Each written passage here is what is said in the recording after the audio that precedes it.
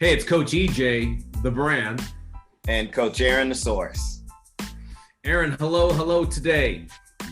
We have a good subject that's been coming on, and that's, it's the fall. We're getting back in the fall. The summer's kind of ending. We're getting closer to the fall, Aaron. And these athletes have come in from summer ball or summer basketball leagues, track and field. A lot of stuff's going on. And a good subject is, we're gonna work on our weaknesses now. We've already went through that summer season, Aaron, and we saw where we maybe had some shortcomings and we had some successes, but we need to keep on improving. So it's time to work on those things that could grow us a little bit more in this upcoming season. Yeah, I would say for those who are just starting their off-season programs or just thinking about their off-season programs, this is the time for maybe some analysis. Obviously looking back and saying, hey, what went right, what went wrong over the past season? And now, is there anything or any things that we want to measure to see where we're at now as kind of a benchmark for some of our future training? Right. So, identifying weaknesses is definitely a part of that. As the guys and gals that come back from all their summer activities, I think it's really important for them to, you said analysis, take a list, make a list of some things that they've done well. First of all, we need to concentrate on that positive. What did we do well? Okay. And how do we get better? That's the next thing, is how do we get better to move forward, like you said, Aaron. And I think it's important for athletes as they start their fall venture here is really kind of focus on, Aaron, and this is kind of interesting. I don't see a lot of athletes these days work on their mental stuff. I see the physical stuff coming out, okay, I need to do this physically, but you've got to learn how to train and get prepared for your workouts before you start them. And I think a lot of times athletes just walk in and they focus on getting better. The amount of concentration they need to have to get better is energy. And that energy is kind of like, are you going through the motions? Are you really focusing and mentally preparing yourself to get better? So the first thing, Aaron, I think is mentally get better before you start your workouts. Right. Well, and I think identifying what you want to accomplish and obviously tackling those weaknesses will help you focus on that. It gives you a focus area. You know that, hey, you know what, my bat speed wasn't up this year. It was kind of a problem, or my endurance in my running wasn't that great, or my quickness, my first step quickness. Well, if you identify those weaknesses, now it does give you a focal point when you start to train. Just to kind of go back a step to mention something we always talk about, which is journaling. And if you're journaling, it's very easy for you to go back and look at your season and see the comments that you've made, and now get a clear picture on what your issues were and what your successes, what your strengths and your weaknesses were. So I think the journaling, even though we talk about a lot, most athletes don't do it, it is actually pretty powerful. And that's one reason why you do it, because it actually gives you that real-time opinion, at least your self-opinion of where you're at, what you're doing, and you can refer back to that. And now you actually see what was happening, and it's not clouded by recent failures or recent successes. It's pretty objective. And every time we talk about journaling, I always think about the whole Trump thing and the guy, the FBI guy who took what they call it, copious notes. Copious notes. Because, those are your thoughts at the time, right? And they're fresh in your mind, but they do give you a clear picture, a reference point of what was going on at that time. So take those copious notes and, on a regular basis, which i.e. is your journal. And I think that gives you probably a pretty objective reflection on where you're at. And then you can look and see true strengths, true weaknesses, and move on from there. So a little bit of a sidetrack, but I did want to mention that. I like that. The third thing I like to talk about, Aaron, and this is something I think athletes don't do enough, and it goes back to what we've said previously about management. And I think the player needs to check in with their coach in that sport that they're playing and say, hey, listen, what did you see that I needed to improve on? Okay, so they get those notes. Then they come back to you, the sports performance trainer, or meet us together, working together and saying, okay, this is what your coach said. Let's have a plan and let's go forward. Okay, so where we work on your weaknesses, we talk to your coach and they come back and give the notes to us. And now it seems like we're moving forward rather than spinning our wheels on something that, we've said in the previous years or things that, are 2 years or 3 years ago.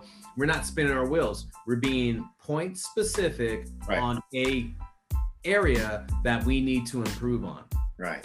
Yeah. Well, again, it's about having that team of individuals that are working with you and communicating and getting feedback from all sides and using that information to move forward versus kind of just going on that gut feeling. And so all of these parts, your own self-reflections, your critiques from your coaches and your trainers, all plays a part on how to move forward. And again, identifying those weaknesses. And once you identify those weaknesses, you gotta plan a course to improve them. And you've also gotta maybe figure out, hey, what are some realistic improvements? You just don't want to say, okay, well, I ran, 11 seconds in the 100. Now I'm going to run 10.5. It's a pretty big jump. But you might say, hey, you know what? Okay, this next season, I want to run 10.8, that sort of thing. Or maybe you're working on your pitching velocity. Okay. No, I probably can't get 10 miles an hour, but I can get 4. Those sorts of things. And so you start to set those incremental goals that help to improve the weakness over time. So I think that's maybe a way to attack the physical aspect of the weaknesses. Aaron, and I want to kind of get off on subject here for a second because you mentioned something. One is that, you and I are involved in baseball a lot, and we've got pitchers that want to throw harder, and we got hitters that want to have, faster exit velocity. So when they see that. So when we talk about improvement over a period of time for a pitcher, for instance, say like they're coming into the fall, say like a player was throwing like 80, and this kind of leads into your Top Gun program that's been successful all these years, over 20 years, if I'm right, Aaron. Yeah. And, guys come in and say, how do I get better? I want to improve. And, what's your thoughts on, kind of like these increments? Because this is coming up. Your Top Gun program, man, it's successful, man. I've seen guys take big jumps. I've been there in the gym with you, watching that stuff happen. I've seen it live, and I've seen these guys in this past summer, make huge jumps. And what do you see over that 4 to 6, 7 month period when you're doing the Top Gun program? Miles per hour for these guys, over these increments. What do you see? Well, I mean, it'll vary. And a program is only as good as the athlete's engagement in it. Right. And so, I'll have kids in the program where it'll run the gamut. On average, we get 3 to 4 miles an hour. Right. But I've had some kids get 7. I had 2 kids last year get 7. I've had kids even get 10. But that's not something that's going to happen for everyone. Right. Because there's a lot of different factors that go into play. But engagement in the program and how you attack a program, whether it's my program, whether it's over at one of the other facilities, or whether it's one of these online ones, it really comes down to training with intent. And that's the secret sauce really to all of these programs. Is a lot of them allow an athlete to lock in and really, if they're smart, voraciously absorb everything that's going on. Right. And that ends up being the end result for them. But it's like any other thing. You get in what you get out, or you get out what you get in, what you put in. Mm-hmm. And so the onus is always on the athlete to make whatever program, because there's a lot of programs out there, and you can say, well, this one's better than this one, and this one, right, for this, But most of the time, as long as they don't get you hurt, Oh, and they've got some strong foundations of how they're doing things and they're not reckless, you can see some improvement with any program. right. But again, it requires the athlete to kind of really dial in and be intent and intense with their training. I like that, man. Intent and intense with your training. I think those are words that young athletes now are hearing a lot of, and you use those very wisely. Intent, and intense with your workouts. I love the word that you say, engagement, and how the athletes need to be engaged in the process. Aaron, this brings me back to something. We work on our weaknesses, and I was out on the field yesterday with my crew, my 8th grade crew, and I was going over fundamentals. I told them right from the beginning, I said, guys, we're going back to spring training. Let's see if we can sharpen our skills on all these areas. So, whether it was throwing, catching a fly ball, catching a ground ball, let's perform that task at a high level with intent and with the ability to do it to the best of our ability and do every step correctly. And that even started with what I call training. People say, oh, stretching, getting warmed up. I learned this from you years ago. This is part of our training. This is training right now. We're teaching the body how to move. And when we start to train with our exercises to get our body into a better place to move actively, then we're good. So I love what you said about this intent and your engagement to move forward here. I love that. Yeah, well, it's a mindset. If you're saying, hey, this is, I'm going to practice, I'm going to work out, right. Well, then everything involved in that should have intent, and you should get some kind of payback from it. And that's my opinion.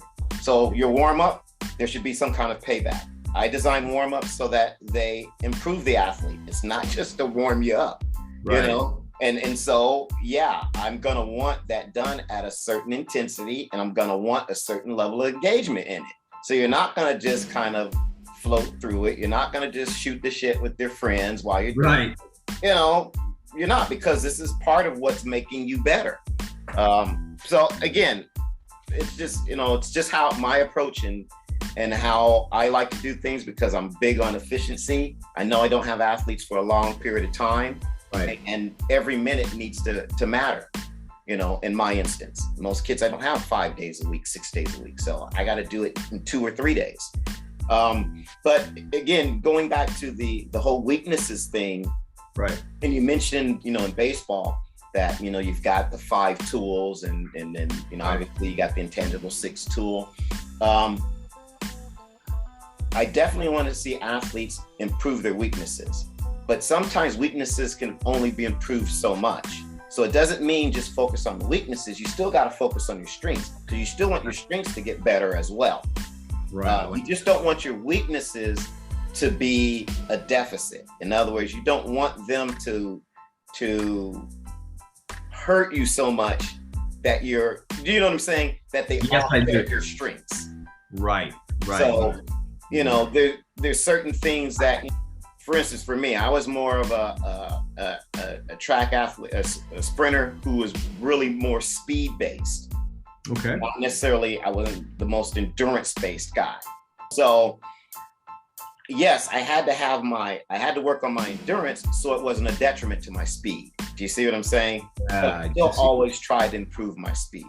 Right. So I want athletes to think in those terms, because I was never going to be that, turn myself into this huge endurance guy.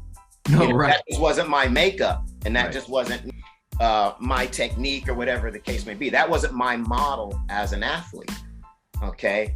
But I could make it better so that it wasn't a detriment to my strengths. And that's kind of what I want people to understand, is to have that balance and have that global view of their abilities when they're talking about attacking their weaknesses.